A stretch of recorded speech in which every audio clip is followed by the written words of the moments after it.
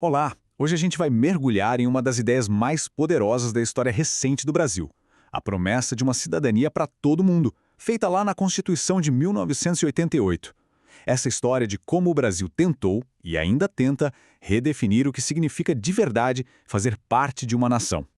Bom, vamos começar com uma pergunta que parece simples, mas que no fundo não é. O que significa ser cidadão? Será que é só ter documentos e seguir as leis? Ou será que é algo muito mais profundo, que envolve direitos, deveres e, o mais importante, o poder de participar ativamente da sociedade?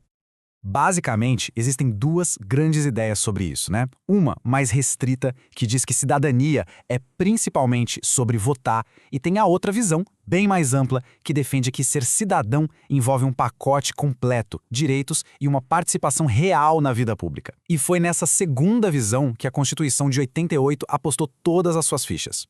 E aqui a gente chega no ponto de virada da nossa história. A Constituição de 1988, que não à toa ficou conhecida como Constituição Cidadã, não foi só mais um documento legal. Foi uma promessa. Uma promessa quase revolucionária de construir um Brasil diferente, mais justo e democrático para todo mundo. Para a gente entender a dimensão disso, é fundamental lembrar de onde o Brasil estava vindo. O país saía de um longo regime militar, um período em que direitos civis e políticos foram, assim, severamente restringidos. A nova Constituição nasceu justamente como uma resposta a esse autoritarismo, restabelecendo a democracia e, olha só, um ano depois, já permitindo a primeira eleição presidencial direta em quase 30 anos. E o que é fascinante é o quão abrangente essa nova ideia de cidadania se tornou. A Constituição não parou nos direitos básicos, como liberdade de expressão e o voto. Ela foi muito além. Inclui direitos sociais, como saúde, educação, moradia e até mesmo o direito a um meio ambiente equilibrado.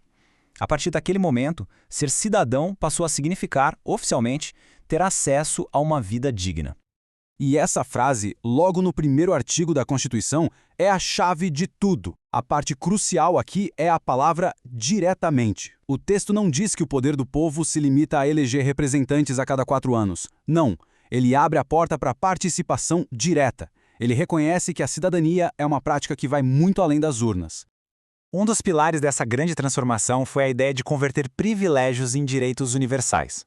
Pensa bem. Num país historicamente tão marcado pela desigualdade, onde acesso a serviços básicos era visto quase como um favor, um benefício para poucos, a Constituição veio e disse: não, isso agora é direito de todos. E o exemplo mais concreto e poderoso disso é o Sistema Único de Saúde, o nosso SUS. Ele nasceu diretamente da Constituição de 88 e materializou essa ideia de que saúde não é mercadoria, não é privilégio, mas sim um direito de todo e qualquer cidadão. É a aplicação prática daquela visão ampliada de cidadania que a gente falou lá no comecinho. Ok, mas se a cidadania não é só votar, como é que ela acontece no dia a dia?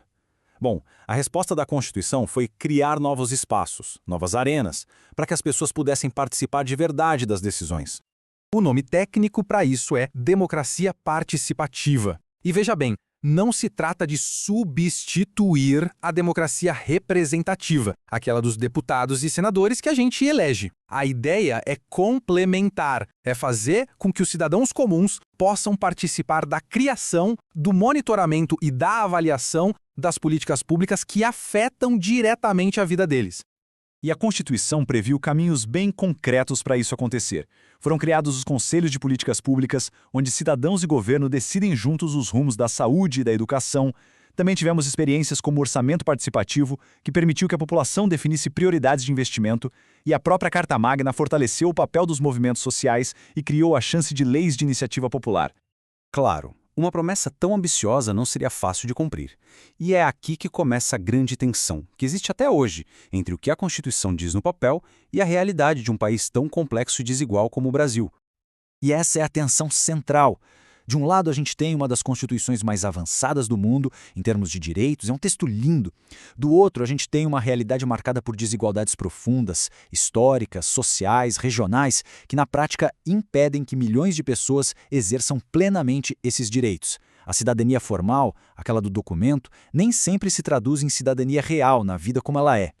E no meio disso tudo, um novo campo de batalha surgiu: o mundo digital. A internet abriu espaços incríveis para o debate, para a fiscalização do poder, mas ao mesmo tempo trouxe desafios gigantescos, como a desinformação, a polarização política, que colocam em risco o próprio diálogo democrático. O Brasil até tentou regular esse espaço com leis como o Marco Civil e a LGPD, mas essa é uma disputa que com certeza está longe de acabar. E tudo isso nos leva a uma ideia fundamental. A cidadania, especialmente essa cidadania ampliada que a gente está discutindo, não é um ponto de chegada, sabe? Não é um status que você alcança e pronto, acabou. É um processo, é uma construção diária, coletiva, que nunca termina de verdade e que depende do nosso engajamento constante. Isso nos deixa com uma pergunta para o futuro, né? Diante de todos os desafios que a gente já tinha e dos novos que não param de surgir, como é que a gente continua reconstruindo essa cidadania? A resposta, ao que tudo indica, não mudou muito desde 88.